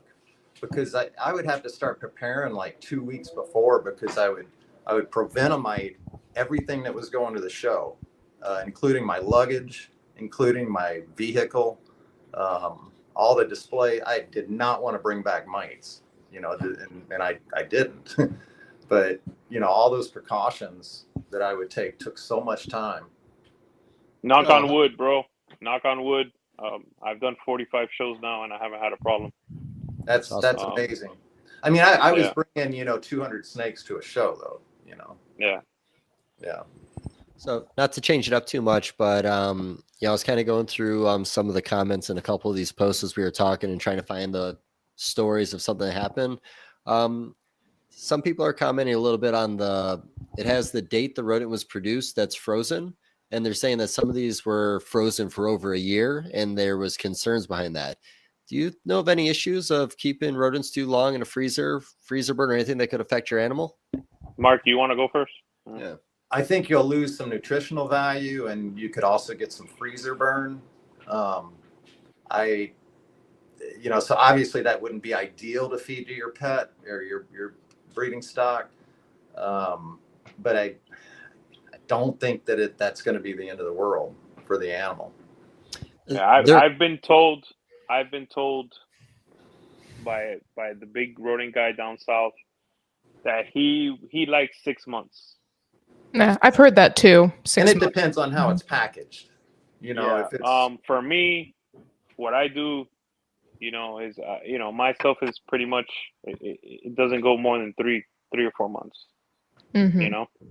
That's what I'm kind of going for. But I've heard a year is fine. I think it also depends on how often you're opening the latch or the door to it. If not at all, bag, it can be longer. Ziploc bag or whatever. Yeah. Yeah. So the concern that they had was the animal's growth was stunted, they believe, because of that. And they did do a necropsy on the animal, and they said there wasn't signs of anything they could find in the necropsy that would have caused the animal to die. What are your thoughts on that? And the only thing I could think of could be a slightly reduced nutritional value, but well, the thing is too, and kind of talking about the hysteria in the beginning is, a lot of times we'll point a finger at maybe a rodent being the issue on why my animal died, especially if a couple happen at a time and you're wondering what's going on. But there could always be another factor that you might not realize. Like genetic. 100%. Yeah. I was going to say that sounds more like a genetic type issue. I would think so. Failure to thrive, that happens. So. Okay. And we barely talked about it before, but have you guys ever heard of a story of a formaldehyde smell coming from a bag of rodents? No. No. I thought that one was kind of odd. I mean, there could be some truth, like I said, behind this. I don't know. But, like I said, I think over the years I've heard a lot of stories and they sound great, but I'm not sure which ones are true or false. I just got to laugh because it was kind of funny. Yesterday, Jill came in and, like I was saying, we use the respirators when we're out in the building doing the rodents. And she brought in this box of respirators. She goes, "I'm not using these. It smells like mold." And I go, "That's a brand new box." I said, "I don't think they smell like mold." I go, what does mold smell like? And, I don't know. Yeah. What does mold smell? So what does formaldehyde smell like? How often do you smell for formaldehyde? I don't think never. Never. I think it might kill you. I don't know. I've dealt with it a lot. It burns my eyes. Yeah, I was going to say. I have to just walk away. I store a lot of samples in it, so I deal with it. And also, you can wipe it up like with a towel, but it actually hardens. You come back and it's like crystals or something on the. It evaporates. Yeah. But it burns my eyes really badly. Mm-hmm. That's from the evaporative alcohols or whatever is in it. Yep. Wow. Yeah. So I don't know, Dave. I mean, people, it smells like whatever, or well, and like I said, we can all say something. The truth behind it, I don't know for sure. That's why I was joking around before this. The urban legends in the hobby. Like I was thinking, there's things that could happen. I've fed frozen, thawed out frozen stuff, and I've thawed it out with water. you know, and one, you know, just crazy things that could happen. I've never heard of this happening, but what if a guy grabbed his, you know, radiator pan that he just drained radiator fluid in and thaws his rats out in there in water, and you get some radiator fluid in the rats and feed it to your snake. Yeah, anything can happen. Mm-hmm. That'd be very smart. Very smart. I'm not, you know, hopefully I wouldn't do that, but yeah, I've also heard of people trying to thaw rodents out in the microwave.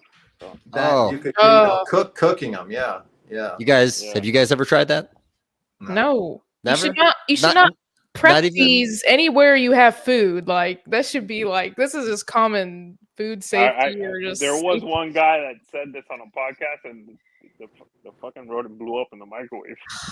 Tail pops. Yeah, no, I think I was like 18 or 16 years old. I had a little boa, and I was in a hurry, so I put the hopper mice in for like, I think it was only a few seconds before I heard that first pop, and I knew something was going wrong. Should not be done. Dave, I venture to say Dave probably didn't even wipe it up. I probably did. Yeah, I think if we learned anything from this podcast, I'm the one guy you should never buy rodents from. It seems like I'm the biggest liability in this conversation. I'm not coming over to eat dinner either. Don't even visit me. Mom, we need a new microwave. No, well, how about this? I'll label the one I use for rodents. Well, how about this? All the way around, we'll start at Krista. How do you thaw out your rodents before you feed them to your animals? So I leave them in the fridge first, like packaged like pretty well. So there's a lot of next to your food. No, separate. Oh, sorry. It's in a separate. I put it on a separate bagged everything. I don't even want it close to that. So then after they kind of thaw, then I take them out and make sure kind of not slightly room temp, but I really just have it out of the fridge, and I put in hot water pretty quickly. Yeah. And then I temp gun it to see if it's like 95 at least. But I do mostly like live now. Man, it's been a very long time I've done frozen thaw, I think. But that's about how I would do it, yeah. So I don't know if you guys watch Breaking Bad, but I would assume you look like that one guy with that tea kettle that he put the temp gun on to make sure it was the perfect temperature for his tea before he drank it. Like, I don't think I've ever actually checked the temperature of my rodents. I usually just get hot water. Well, for baby ball pythons, I think it's important to temp gun.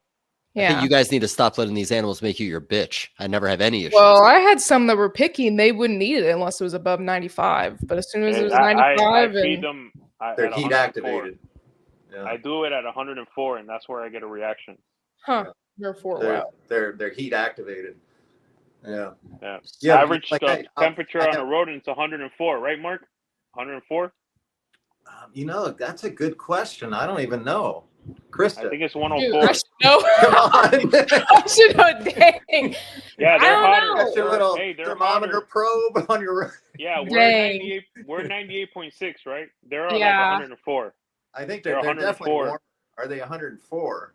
Huh. That's what I heard. Okay. Yeah. I mean, I would think more like probably. So I mimic 100, 99. I mimic their temperature. Okay. Yeah. Didn't Rodent Pro come out with a product a year or two ago where it was like a little steel box that was like a heated box for your rodents? No, Freedom Breeder. Yeah. They had like a some sort of tray, like a heated tray or something, heated box maybe. Yeah. No, I thought that was clever because, I think a year before that, they came out with that product line for Reptichip where you kind of put it in the bin, you shook it, and all the small pieces fell at the bottom. You had those big pieces on top. I thought that was cool. What about you, Mark? Are you just always feeding live, or do you have frozen thawed you're actually putting in these animals too? I think it was like 5 years ago I fed thawed out stuff for a little bit, or off and on. It was a couple summers I've done it, and I don't like it. It's a pain, but I just set them on top of the dryer, after, while we're doing clothes or after we did a load of clothes, and heat them up that way.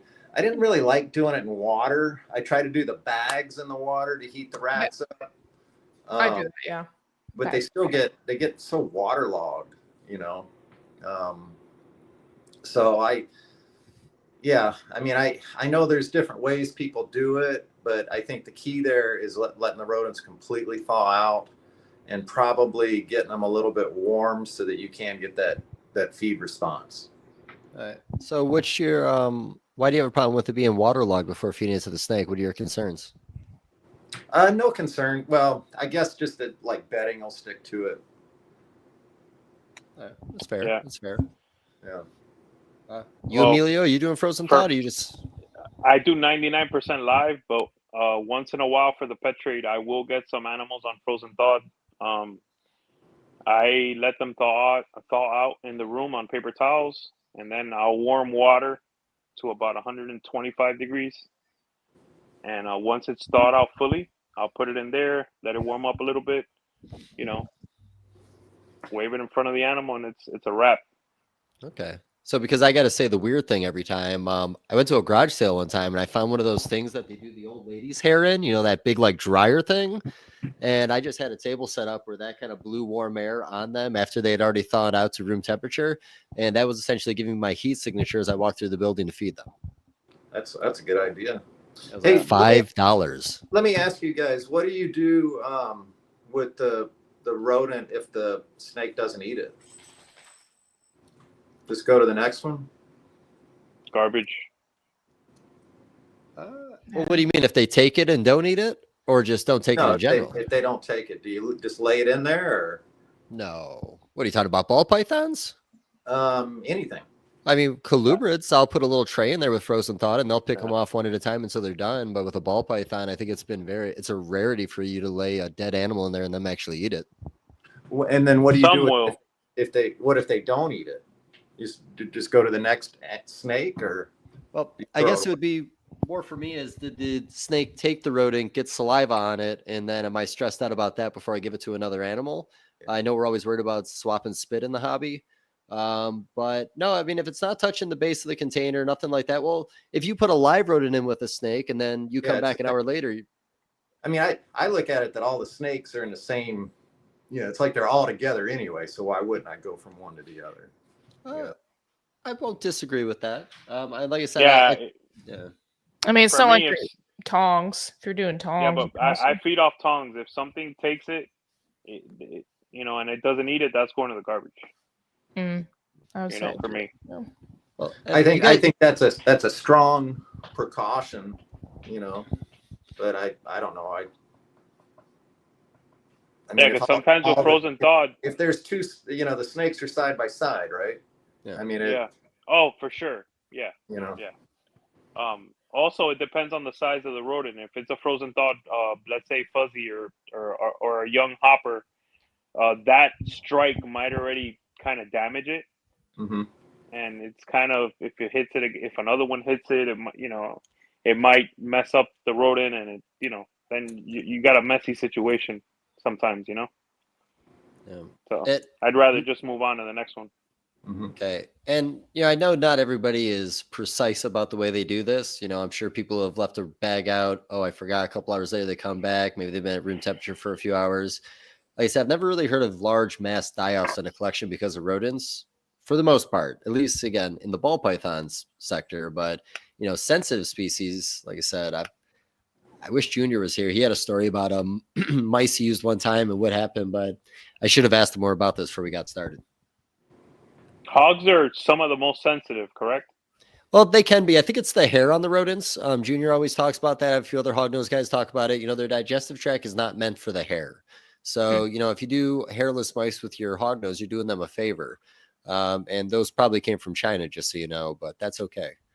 God, I used to feed rat pinks to my hognose snakes. Just like a ton of them? They triple clutch, man. Oh, I mean, how many pinky mice would you have to actually feed a hognose? Pinky rat. Pinky rat. Oh, pinky sorry. rat makes sense. Yeah. That makes sense. Up to about a fuzzy size. Yeah. So and that's all they probably really need. Just the females, yeah. So this might be a dumb thing, but working with boas over the years, I've always found that they're a little sensitive as babies. Sometimes I'll do African soft fur or hopper mice. When people buy a boa from me, especially baby, I encourage them not to feed them pinky rats because it's, in my opinion, just fat and milk. Is that me misleading the customer? And if that's the case with hognose, I guess they just handle that a little bit better. The group that I had, they came from southern New Mexico, and they were adults. they were wild caught. So it didn't really matter, you know. In fact, I think they worked really good on that group. But yeah, I agree with you, Dave. I think they need. I agree with that. Item. Yeah. Yeah. I mean, I don't. Yeah, I go with that thinking. Yeah. Well, again, the nice thing about ball pythons is they're bulletproof for the most part. You don't really run into the issues you run with these other species. But like I said, boas have always, boas, you'll feed them a wrong meal. You get this like really soft gray stool. Yeah. And I even had one time where I was traveling to a show and I had a boa and a 6-inch jelly cub. It did that soft brown or soft gray stool and then did laps in it the whole way to where it was like it's in his nostrils and his mouth. I ended up losing the animal, but I just couldn't understand why it did that after taking this peculiar shit, other than the fact that maybe just from the moving around. But yeah, like I said, certain species more sensitive than others. Yeah, ball pythons just are the like, stress level, I think, it's all stress.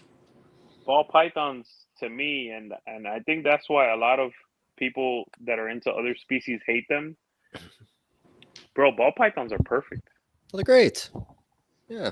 You can't fail. And bro, I don't think anything could ever mess with ball pythons. They're just made for this. They're made to be the leader. Emilio, that's why I got rid of everything else. They're just so easy, and I could do that many more. And they're when I made that complete shift, they were going for a lot more money. I mean, I missed the hell out of my boas, almost as much as that. I miss the Honduran milk snakes, all those things I used to do. But yeah, you can't. I think once you start doing ball pythons all together, it's really hard to go do anything else. Because if I start thinking about another species now, it's like, oh man, that's too much. I love my other species. I'm very happy, but ball pythons are ball pythons, bro. Yeah. I am under no illusion.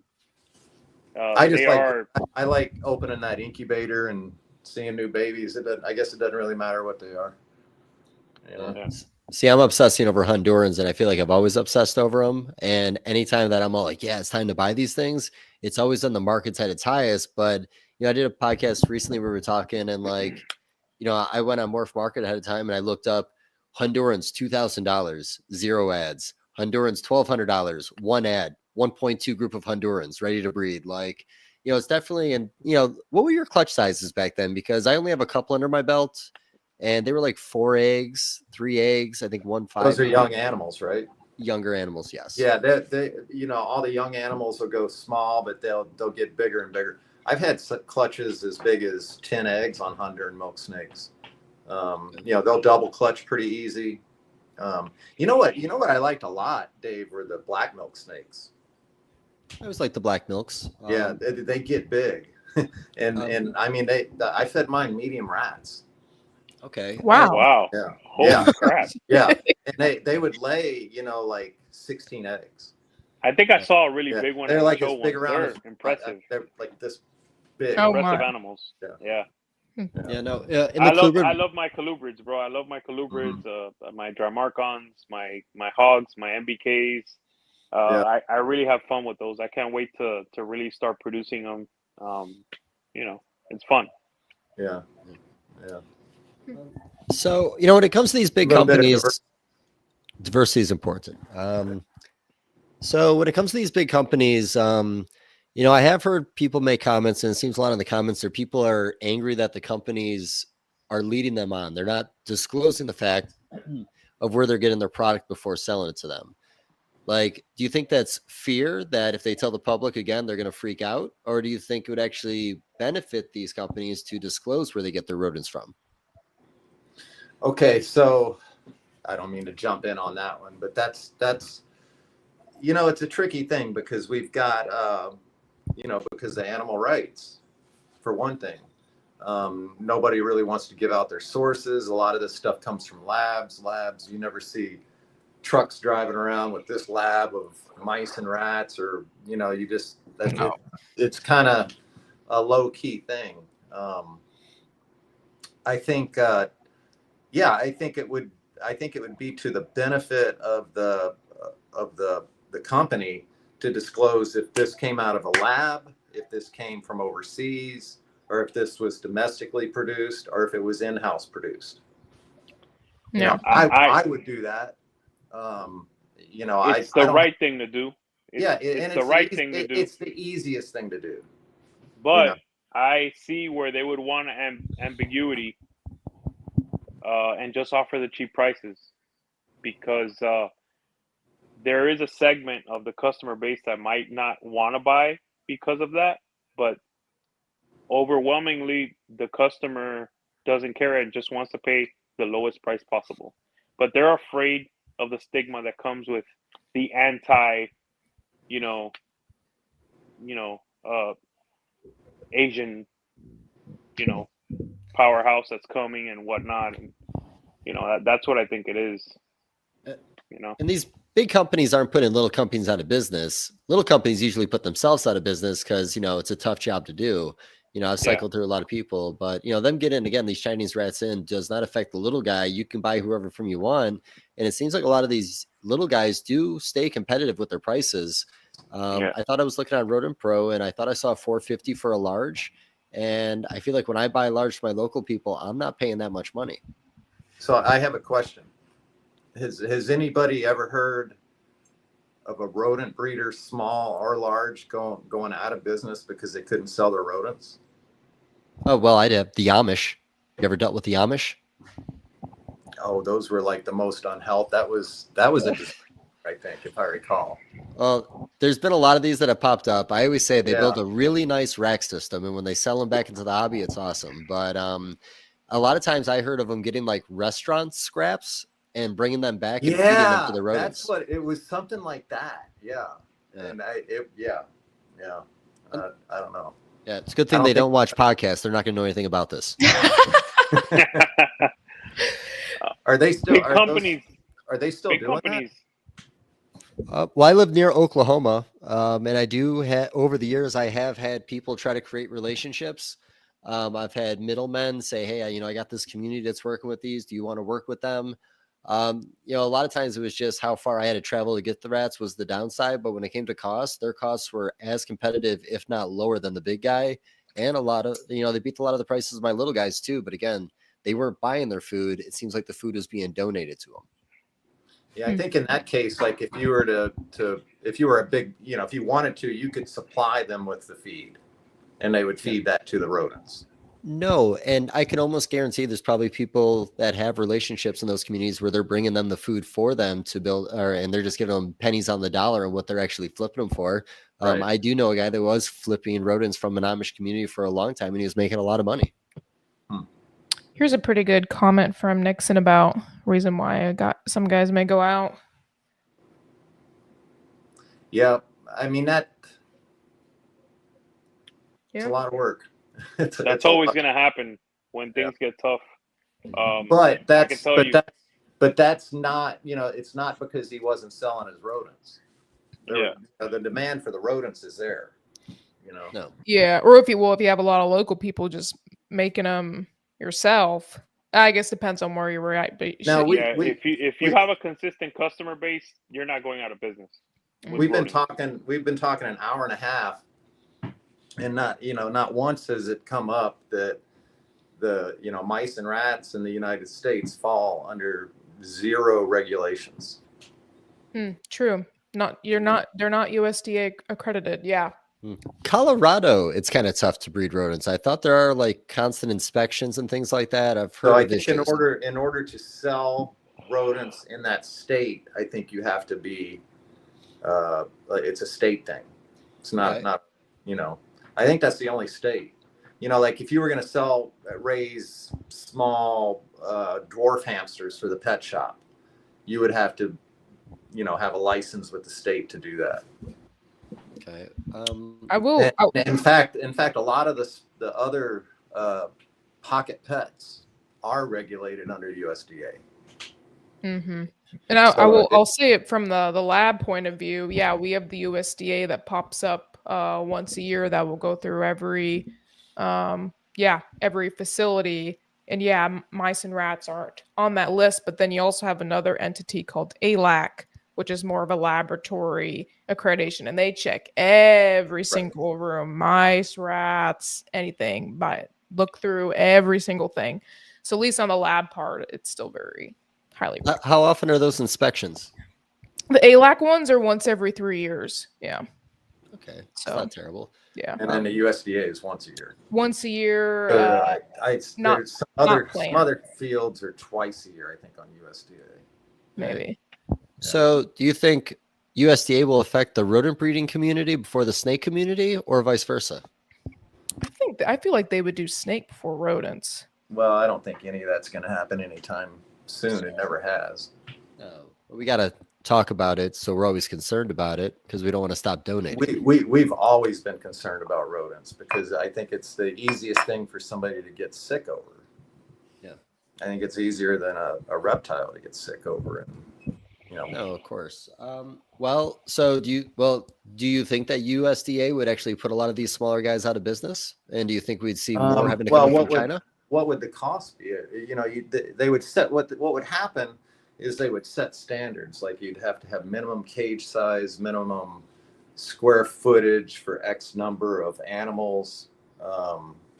They would put all sorts of regulations on it. Yeah, because and that's what would put so in essence it would double or it would increase the price of the rodents. So there'd probably be a 2-year period of the black market rodents where it'd just be people the same way when the Lacey Act happened, where people are still transporting big animals over state lines. We would have a bunch of rodent breeders that you would just not talk about that would show up for your rats. Yeah, I don't. Maybe or if you just raised your own. No, of course. But so this is maybe kind of rude, but when you meet some of these people that are willing to breed rats that you meet along the way, they look like the kind of people that are probably breeding rats. You know what I mean? Like they fit a certain criteria look. So my point being is, how many of those people are going to say, yeah, let me go through all this trouble to do what I've been doing in my backyard? You know what I mean? Well, I can tell you this, when I started my business and I, was moving, and I went to this was in probably 1992 or 93. I went to a small town and I picked out a location to do it. And I tried to get a permit with the city to have a small business in this neighborhood. And then, I did a whole portfolio on what I wanted to do and presented that to them. And, went to the meeting with the city, and the whole neighborhood walked in, and they shut me down, and they didn't want anything to do with mice, rats, or reptiles, so it's like, when you got to start, I forgot where I was going with that. I don't know. City regulations. Go ahead. Yeah. I was just going to say, from the sheer number of laboratory animal or lab rodents, rats and mice, that would do a number on you. Like, I don't think USDA would have the staff, the manpower. Yeah, because that's why I say I don't think it's going to happen. That'd be crazy. There's always been rumor, when USDA starts regulating those, and it's never happened. They don't have the staff. They just regulate ASFs. That's it. Well, the reason they haven't done it is because we've got, you've got the labs, Krista, the private labs, then they would fall under USDA regulation. Yeah. So it and they don't want that. Mm. Yeah. Like I said, some of the people I've met, I don't think would put the work in.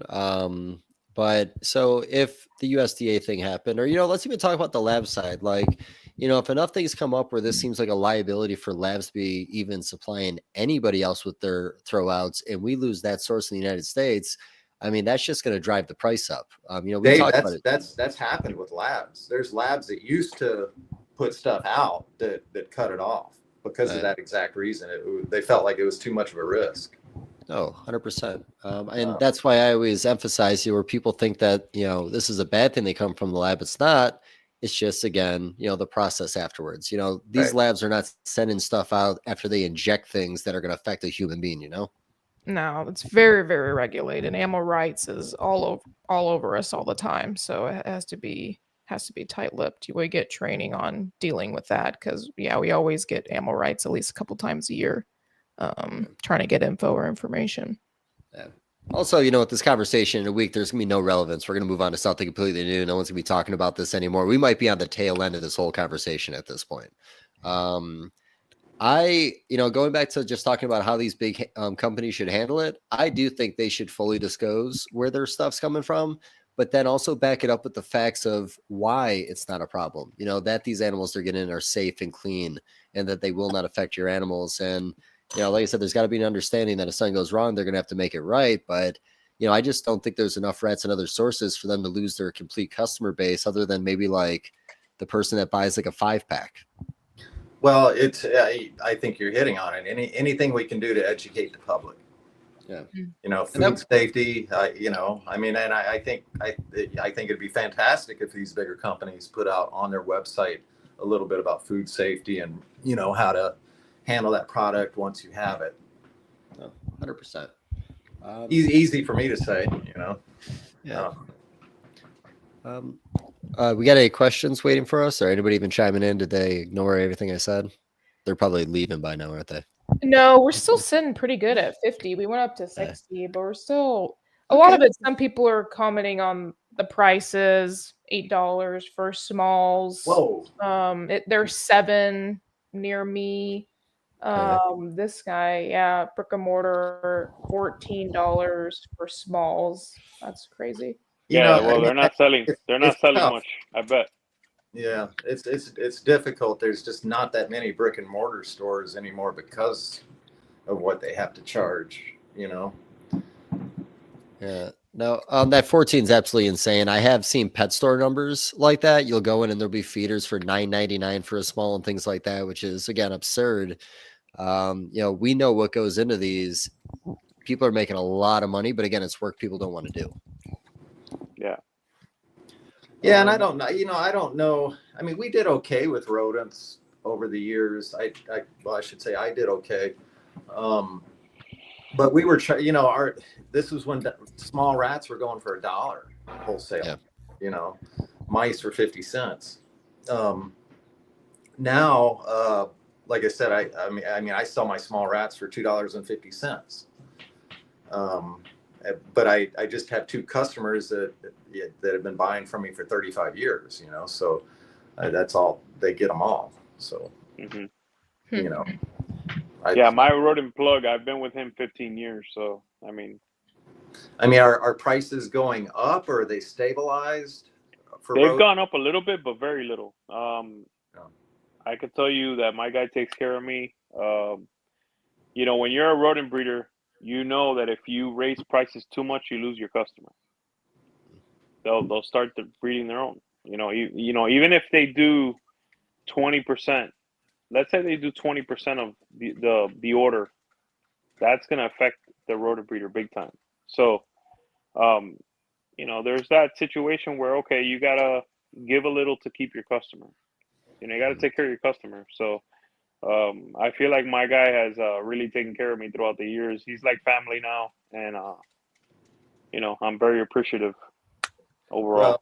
Well, and Emilio, you're the type of I know you, and you take care of him.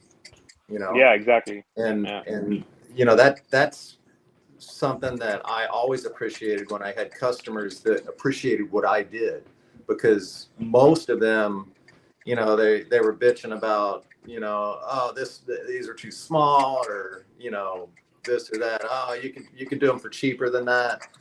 Like, yeah, I could sell them somewhere else too. It's right. Yeah. There's a lot of work that goes into that. So, and also on top of that, I'm a weekly customer. I take care of them every week. I'm not gone. For 3 weeks and then show up and want an order. It's about consistency, so consistent customers get better deals, Yeah. So I had this question pop up about prepping.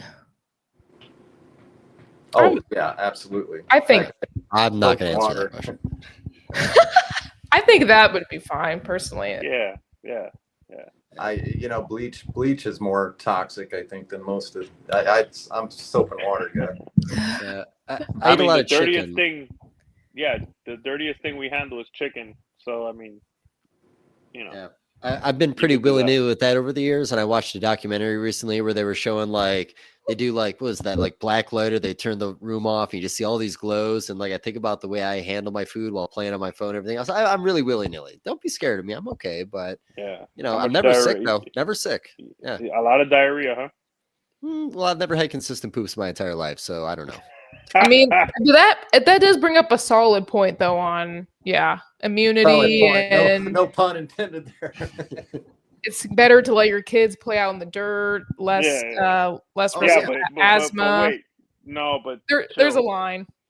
You know, that's one thing. When I got my food safety certification early, I would come home and I would catch my mother-in-law doing a bunch of old shit from the old days, and I get really upset. And I correct everybody. No, you know. And let me tell you, I've been sick. Hello, can you hear me? Yep. Yep. We can hear you. I've been, man. I had food. I've been sick like 3 times in my life with food poisoning. It's pretty bad. I've had it a couple times, but yeah, been good for a long time now. Knock on wood. Yeah. But I agree with you, Chris, to just let it rip. You know. Yeah, there's still a line, but there's a lot of studies that have shown, kids growing up with pets in the home or farm kids are way less likely to develop autoimmune diseases and asthma, allergy, food allergy, that kind of thing. So yeah. I think I read something too, like the parks they design nowadays are so safe that kids don't get hurt on them anymore. And getting hurt as a kid is like a process of learning what not to do so you don't overly get hurt. So yeah, I remember getting pretty beat up on the wooden jungle gyms in New York. We used to climb trees, so we didn't have the playground.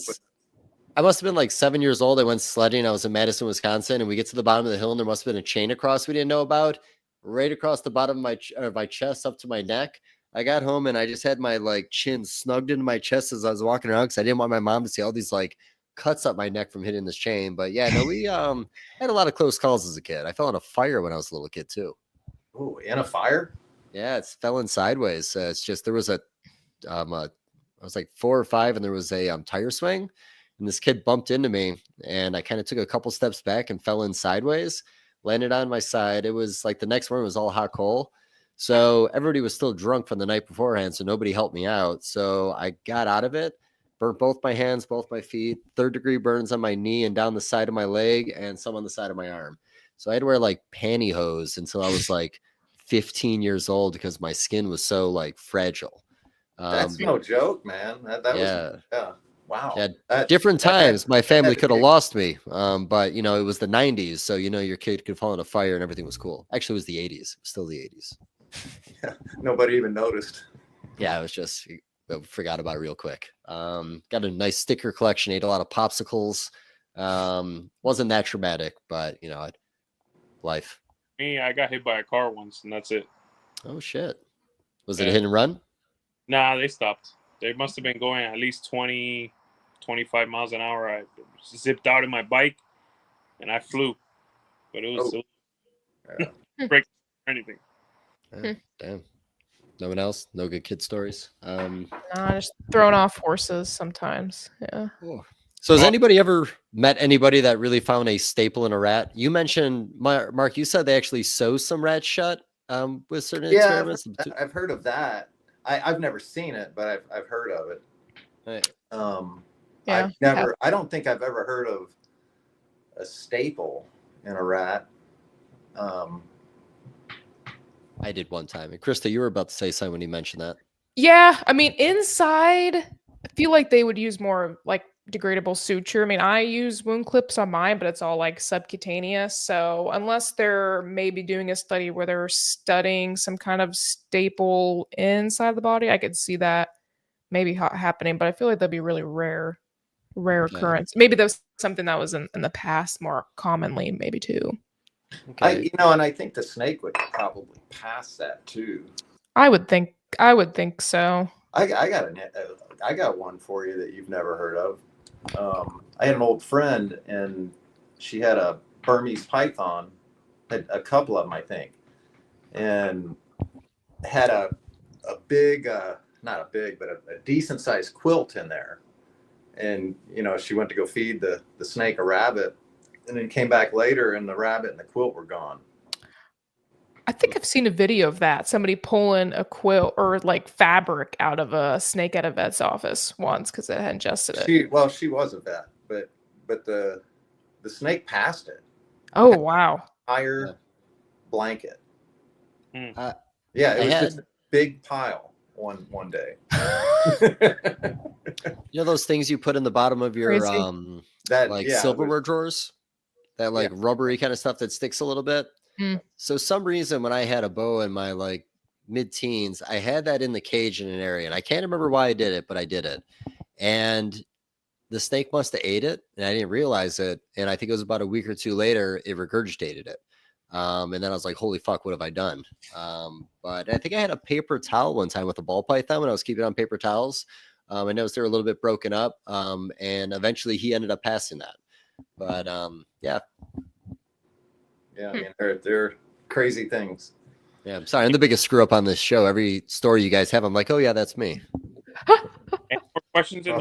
We all work with snakes. I haven't seen much questions, just kind of comments like, building up the immune system, catching turtles in ponds. So kind of just commentary on the immune system part.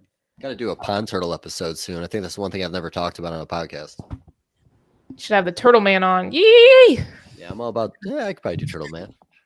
Does he sound like that though? I don't pay attention to Turtle Man. Yeah, he does. I used to watch that show as a kid. Those were the first reptiles I kept as a kid down in Louisiana. Yeah, red-eared sliders. Dave, I think every kind of turtle, mud turtles, musk turtles. I don't know if there were any red-eared. What were the common ones down? Map turtles. I probably had 50 of them. Because we'd go find them in the ditches and any waterway that was anywhere around the neighborhood. And I got a bunch of chicken wire and built like this little pen in the backyard. Of course, they all got out. But that was those were my first fascination were turtles. Nice. Yeah. Mine was anything I could catch when I was 8 years old, actually from like 5 to 8. And I'd have like 10-gallon aquariums in my kitchen. And I'd have like spotted salamanders in the one. I had a decay snake that came and actually gave birth a small litter. I'd have turtles for a little while, and then I would just kind of re-release them until I found new stuff. And I cycled through a ton of stuff when I was a little kid. Yeah. Yeah. But so this mouse question, guys, who wants to chime in? Because I have my reasons my mice have ate my pinkies. You guys want to talk about that? Okay. You have to understand why they're eating the litters. Again, that mice are extremely high stressed. And I think, we lose a lot of mice just because they get eaten up. Most of us are raising mice in groups. So you've got multiple mothers, and with mice, you don't want multiple males. And then they all start having babies. So the moms, when they start nursing, they want to nurse all the babies. So they may, two moms may argue over a mouse, and they might, play a little tug of war, and then they rip that baby in half. And then they don't want to leave that bloody baby there, because I think what happens is if that starts rotting, it might attract predators. So they eat that to clean it up. I think that's kind of how that works. And then you may have a whole litter that goes that way. They just start like a little war. Now, where you don't lose any pinky mice, if you took a pregnant female mouse and set that mouse up in a cage by itself, that mom's not going to eat the babies, and unless she's, it's cold or too hot or there's another stressor. But typically, that's how you'll get 100% of the babies out of that mouse. So doing them in groups, you're gonna lose X amount. What I used to try to do is I would I'd let my female mice get old, very mature before I would pair them up, so that the moms would all have the babies at the same time. They'd be on the same estrus cycle. And I would try to maintain that for at least 2 or 3 litters.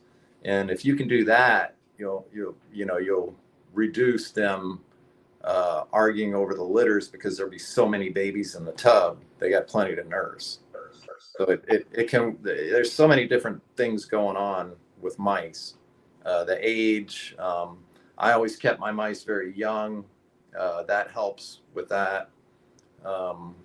Yeah. So, and just to frustrating. I every time I work with mice, I get frustrated. I agree with Mark. Last year I did 1.3, and I very rarely saw babies getting eaten. This year I have some colonies that are 1.4, so there's a little bit more stress in the tub. There's an extra female. I'm seeing a little bit more of this, and I'm attributing it to stress and less space. And like Mark said, they might be fighting over a baby here and there.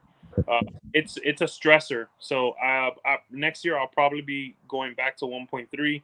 I raised the colony together. It gives me a lot less issues. I really don't have any issues with the mice whatsoever. But yes, if this year I feel like I stressed the box a little bit more, and I have seen a small uptick in dead babies. So Bree knows this. Cheryl read a study about when you have your mice paired up, if you do 1.3, you get maximum production. When you get to 1.4, 1.5, in the study, it showed that the female rats or the female mice had smaller litter sizes the more females in the colony. Like somehow they just were literally having a couple less pinkies per litter. And yeah, so 1.4 bad, 1.5 real bad, 1.3 perfect. Yes. But that said, have a lot of space. I've seen when they have a lot of space, I could get away with having a bunch in there, and they produce great. I haven't counted, litter size, but in there, when they have space, they look pretty good. What do you think about that, Mark? Yeah. I mean, I think there's so many like reptiles, or there's so many different strains of rodents that some of them may do better in certain situations than others. So you kind of have to figure it out with what you're working with. And that sounds like that's what you're doing, Emilio. You're kind of trying to, just slightly trying it here. And now that, and I've done that for 35 years, and it always goes back to the same thing. The Freedom Breeder tubs, I start them out at 1.4. We start them out at 1.4. If we lose one, we just leave it. If we lose two, then we'll let a couple females from that breeding group grow up in the tub, and they'll become breeders, even though that's the daughter of the father, just to keep the stress as low as we can in that tub. Another thing that I always notice too, I think I might have shared this with you a while back, Emilio. My mice, I don't breed very long. We breed them for less than 6 months. But when I pull that male, I let those females all birth out. From the time I pull that male, we don't lose any babies. Mm-hmm. The pinkies are all there. I mean, I shouldn't say all. We lose a couple here and there, but not. That's when we get the most of our production, is at the end of the cycle, end of that those breeders cycle. Okay. And you said generally, but stress of any kind, water's low, they don't have water, they could eat their babies. I've found if they don't have food, of course, they're gonna eat their babies. And I have heard, now, have you ever heard that breeding your mice in the same building as your rats, the smell of the rats will make the mice eat their babies, like scare them a little bit? Mine are all in the same room now. Mine are the same too. I'm just saying what somebody told me one time. I didn't know if it was true or not. I've heard that. I've heard that too. Yeah, I've never seen it. I would say in the lab facility, they have bred them in the same room as some rats that I'm trying to think about too. And I've had experience breeding them too in the lab setting. And granted, I'm dealing with a little bit higher strung of mice, but there was construction going on outside the building, and they wouldn't breed. But as soon as I moved them to a different building, they started back up again. So yeah, they're kind of stressed by everything. And I think if you can find the ones that genetically are pretty good for you, then keep back that strain, and the ones that you just find are more stressful, then get rid of those from your breeding stock, I think will help. I've heard my rodent compare rats and mice simply like this: an American pit bull and a Chihuahua. The Chihuahua is super nervous all the time. The American pit bull is a nice, confident animal, has no worries. That's a good comparison. I like that. Yeah, I like that. So I struggled with this word earlier, but irradiated. Did I say that right? Or radiation? You got radiated? Radiated. So we Junior, I talked to him a little bit beforehand about the process, and he had made a comment that it might break down the organs a little bit. Any of you guys have anything you can comment on that? That's why we need a Junior. I don't think to any degree that it's going to affect the nutritional value. We irradiate human food. Yeah, I don't really see that. It depends, I think, on how you're radiating it. Like for research, sometimes we have to actually irradiate the live mice to do cancer studies on. Those mice are totally fine. So I think it goes back. You have to know a little bit more information of how they're being irradiated, I think. But if it's just standard, I don't see how it would be an issue. So, the other thing in regards to the rodents and diseases that live mice and rats might have, they just, things do not transfer from warm-blooded to cold-blooded. They're very host specific. Earlier in the conversation, I mentioned that I had a virus in my mice back in the early 90s that basically wiped them all out. Well, I had rats right next to them that it didn't affect one bit. Yeah, I would agree with that.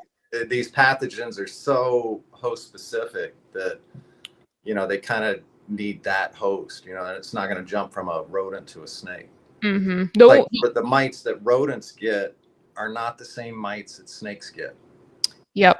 I would say it's pretty true. And in some bacterial instances, so I can see if a snake is stressed or a little bit immunocompromised, then those opportunistic pathogens like Salmonella or Clostridium or something that can overtake it and then cause issues. So there's also that to keep in mind. Maybe that's more on the chondro side with them being stressed or more high-strung species. That may be the case there. Well, did we cover it all, guys? I think so. Okay. Well, I think that's a wrap then. I think that was a solid rodent conversation. Hope it helps. Yeah, hopefully it helps somebody. But no, I'll reach out to a couple other guys in the hobby. I'm sure we'll have another conversation about this next Friday because I'll be talking with Junior, so we'll chit chat a little more about it. But honestly, I appreciate this. This was fun. We'd even have to worry about the raising our hands thing. I saw Emilio try it and got shit on multiple times and quit, but I appreciate you trying, buddy. But yes, I do a little bit.